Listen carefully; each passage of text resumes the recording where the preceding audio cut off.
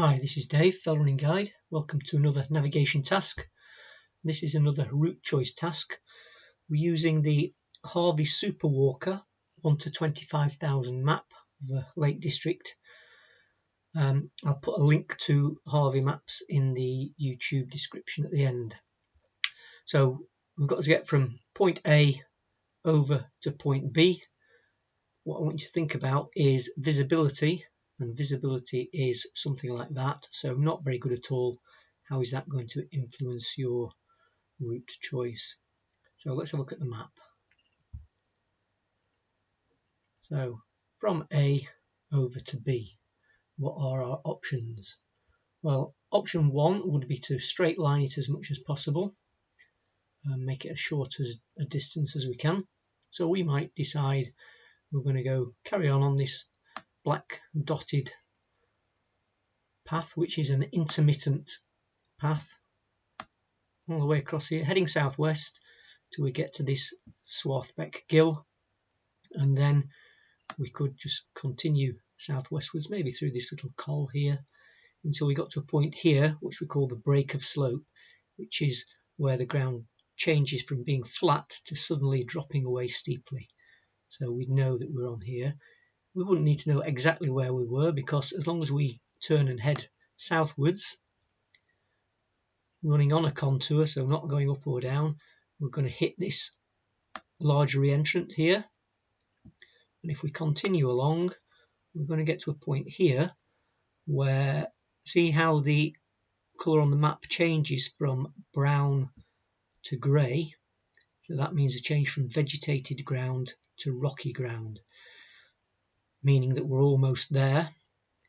And if we came along just a little bit further, and you see this kink in the contours, so we've got a re-entrant or a gully that would drop us straight down onto our destination. It might be that if this was really steep ground, we wouldn't want to approach the crag directly from above.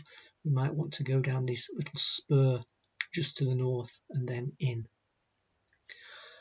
So that's one way. It may be that when we got to the gill here, instead of crossing straight over, we might decide to head up to the top of the stream, and where it finishes, head southwest again, which would take us into this big re-entrant here, which is heading just south of west, and then similarly to what we'd previously done.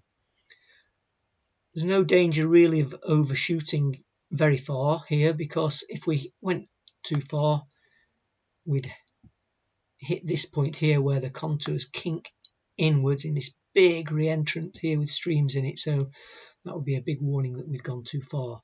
So navigationally, that's not a bad way of doing it. I think the downside is that because we're on intermittent path as far as here, and then after the gill then no path at all, so the going might be quite slow due to the vegetation. It might be quite hard running, but navigationally straightforward. As long as we're heading southwest, we're going to hit this break of slope, and we've got a big tick off feature there and an attack point of the rocky gully, and then a catching feature if we overshoot. So that's one option. We might choose to avoid the rougher ground and take a more runnable option, and we might pick up this black dotted line here with the red hollow circles, which is a bridleway, and because it's a constant black dash, it's more likely to be a better path on the ground. So all we've got to do is follow it and just decide how far we want to go on it before we cut off to head for Brock Crag. It might be, if we find it's really good runnable terrain, we might choose to go a long way around, even to this point here, this path junction here, and then from there head back up and either contour around the break of slope to that gully and down it, or we may even decide to go down to this stream junction here, which is on the same contour height as our crag, and go in that way. So that's a longer option. Other than that, we might decide to break off this path at some other point. So let's just get rid of those arrows so we can see a bit more clearly. Here there's a little height just after a path junction, so we might know that we got to there. And then from here, going southwards, when it kinks back southwest and south again, we could head across from there, but this is marshy ground, so might not want to go that way if we've already decided that we want to keep on the runnable ground. So it might be that we head to this point here, and at that point the path turns due south and starts to climb slightly, and from there we could head due west, again looking for this break of slope. If we hit the break of slope and it's vegetated, then we know to turn left to hit the rocky ground. If we went a bit further and we were heading due west, we might see this slight rise ahead of us again and then dropping away. And if we hit the rocky ground, then we know that our attack point is just to the left or to the south of us, so that would take us in that way. So that's a bit easier to run on, might be faster running. The danger is that we don't really pay much attention to these subtle changes in direction and changes of up and down, and we find ourselves running along here and even disappearing off the map. We think we're still in here and we're not, we've gone off the map. So navigationally it's a bit harder. We'd really need to have a good idea of how quickly we're covering the ground, because it's just over 2 kilometers when we get to here.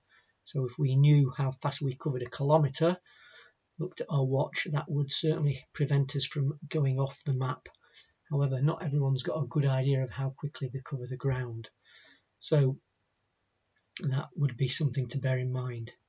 If we actually look at the distances, well, option 1, something like that, distance is 2.75 kilometers and 110 meters of climb. Option 2, slightly longer, just over 3 kilometers and 115 meters of climb. So not much in it with the ascent. So nothing wrong with either of those, really. I would say that the purple option navigationally is probably a bit safer, but the downside is going to be slower.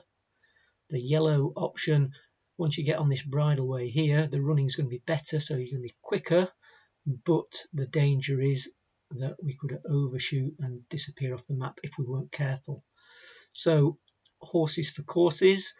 Obviously on a clear day, if the visibility was clear, then it's much less likely that you'd go wrong here, because you'd be able to see this high ground ahead of you, so that would stop you. But we don't always have good visibility to help us. So a couple of options there. You might have a different option completely.